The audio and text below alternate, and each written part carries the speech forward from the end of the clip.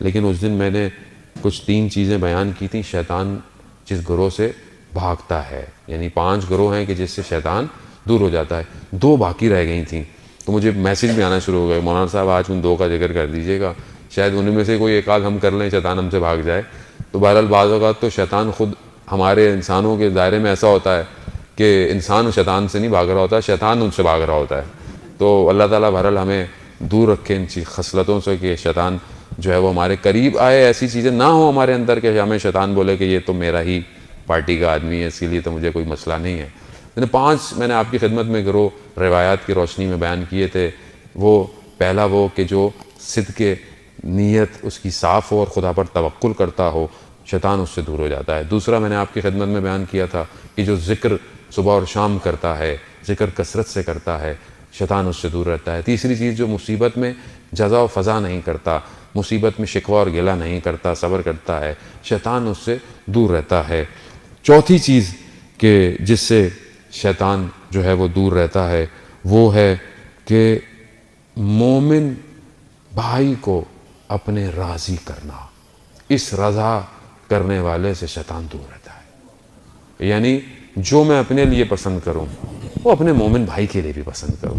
اب اس پسند کا تعلق کسی کپڑے سے نہیں ہے عزیزان محترم کہ میں نے اپنے لیے اچھے کپڑے لیے تو میں آپ کے لیے نہیں، یعنی جو چیز میں یہ سمجھتا ہوں کہ یہ میرے ساتھ نہیں ہونی چاہیے، مجھے یہ بری لگتی ہے، وہ مومن بھائی کے ساتھ بھی نہیں ہونی چاہیے۔ میں چاہوں کہ مجھے کوئی دھوکہ نہ دے تو مجھے بھی کسی کو دھوکہ نہیں دینا چاہیے۔ میں چاہوں میرا کوئی مال نہ کھائے تو مجھے بھی کسی کا مال نہیں کھانا چاہیے۔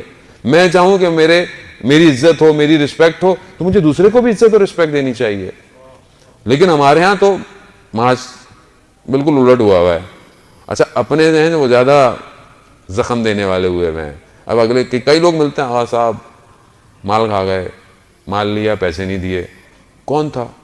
صاحب اپنا ہی تھا، یعنی اپنا ہی تھا، مسجد میں بھی آتا تھا، مجلس میں بھی آتا تھا۔ یہ بہت زیادہ ہو گیا ہے۔ میں کیسے تصور کر سکتا ہوں کسی کا 1 درہم یا 1 ریال کھانا؟ کیسے کھا رہا ہوں میں؟ کیوں میں اپنے آپ کو ایسا کیا ہوا ہے؟ وہ شاید آپ کو یہ بات ویسے سمجھ میں نہ آئے تائیں شہید دستغیب واقعاً خدا ان کے درجات کو بہت بلند کرے، انہوں نے کیا بیانات اور کیا چیزیں لکھ دی ہیں واقعاً۔ وہ 2 شخص کا واقعہ بیان کرتے ہیں کہ آپ کو سمجھ میں آئے کہ جو ایک چھوٹی سی چیز انسان کسی کھا لیتا ہے نا تو ادھر کیا ہوگا۔ واقعات اور بہت سارے ہیں، منازل الاخرہ اور کتابوں کے اندر بھی لکھے ہوئے ہیں۔ انہوں نے 2 لوگوں کا واقعہ بیان کیا، میں نے پہلے بھی آپ کی خدمت میں عرض کیا ہوگا تکرار کے لیے تاکہ دوبارہ یاد دہانی ہو جائے۔ 2 لوگ پرانے زمانے میں جو ہے وہ زیارت پر جا رہے تھے کربلا، راستے میں حملہ ہو گیا، ایک کو مار دیا گیا، ایک ہلاک ہو گیا، دوسرا واپس آ گیا۔ اب جو بچ گیا تھا اس کے خواب میں وہ آیا جو ظاہر نیک کام کے لیے جا رہے تھے، تو اللہ تعالیٰ نے اجر دیا۔ دیکھا کہ عالم برزخ میں مرنے کے بعد جب انسان قیامت سے پہلے ایک اور سٹیٹ ہے جہاں انسان جائے گا، وہاں عالم برزخ ہے۔ تو دیکھا کہ بڑی ہریالی ہے، بڑے باغ ہیں، تو بڑا خوش ہوا کہ بھئی تمہیں تو بڑی اچھی جگہ مل گئی۔ کہاں؟ مگر کہا کہ یہ ایک بچھو ہے، یہ روز میرے پاؤں کو آ کے کاٹتا ہے اور مجھے بہت تکلیف ہوتی ہے۔ وہ کہتا ہے کیا ہے یہ بچھو؟ کہا ایک دفعہ میں اپنے ایک دوست کے گھر گیا ہوا تھا تو اس نے وہ چاقو جو پھل کو کاٹتا ہے وہ رکھا، چھری چاقو جو چھوڑا، وہ خوبصورت بہت تھا، تو میں نے بغیر بتائے اسے اپنی جیب میں رکھ لیا تھا۔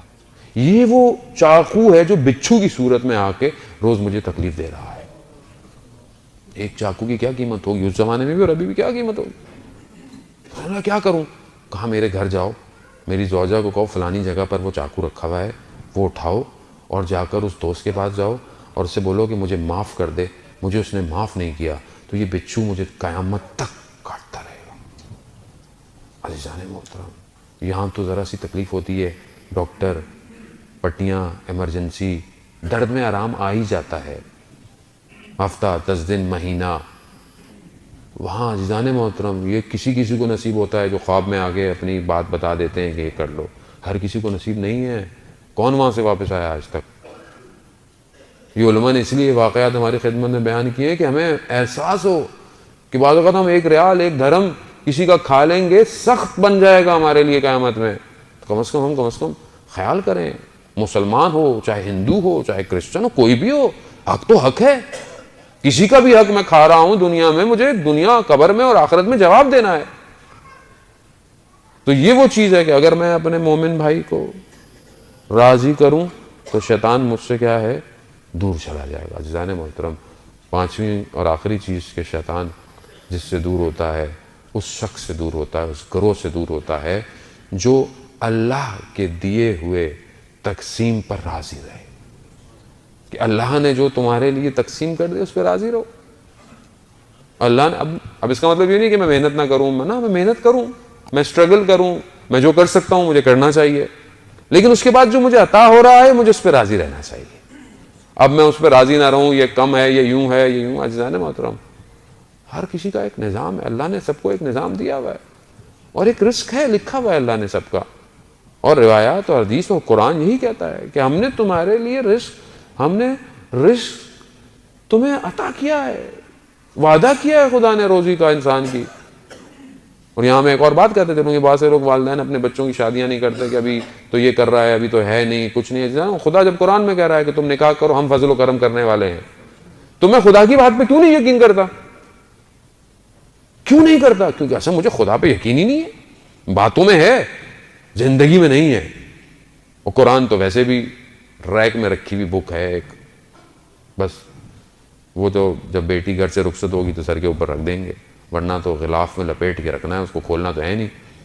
اتنا اس پہ غلاف چڑھاتے ہیں کہ بس عید میں جب دھول صاف ہوتی ہے تو وہ صاف ہوتی ہے، کھول کے نہیں دیکھنا اس کو. قرآن کو آپ کھولیں، 10 آیتیں روایات کی روشنی میں، جو شخص 10 آیتیں روز پڑھتا ہے وہ غافل میں سے نہیں ہے. کم سے کم 10 آیتیں تو پڑھیں، کم سے کم غافل تو نہ ہوں. باقی پھر 50 پہ جاؤں گا تو کوئی اور درجہ ہے، پھر 50 سے اوپر جاؤں گا تو کوئی اور درجہ ہے، لیکن کم از کم 10 آیتیں تو پڑھوں گا. کتنی دیر لگتی ہے 10 آیتیں پڑھنے میں؟ کتنی دیر لگتی ہے؟ 2-3 گھنٹے تو میں موبائل کے میسج پڑھتا ہوں، واٹس ایپ پڑھتا ہوں، فیس بک پڑھتا ہوں. وہ پتہ نہیں خبریں، اور ہمارے یہاں تو لوگوں کو یہ بھی مشکل ہے کہ وہ 2 گھنٹے بیٹھے ہوئے ٹی وی میں سیاسی تجزیے ہم دیکھتے رہتے ہیں، جس نے کسی مقام پہ نہ قوم کو پہنچانا ہے، نہ ہمیں پہنچانا ہے، نہ دنیا کو، نہ آخرت. کسی کو فائدہ اگر ہوا تو ان اینکروں کو فائدہ ضرور ہو گیا، وہ امیر ہو گئے ہیں بہت زیادہ. اور ہم بار بار دیکھیں ایک ہی موضوع، ابھی اچھا یہاں آیا تھا، اچھا وہاں آیا تھا، وہاں آیا تھا.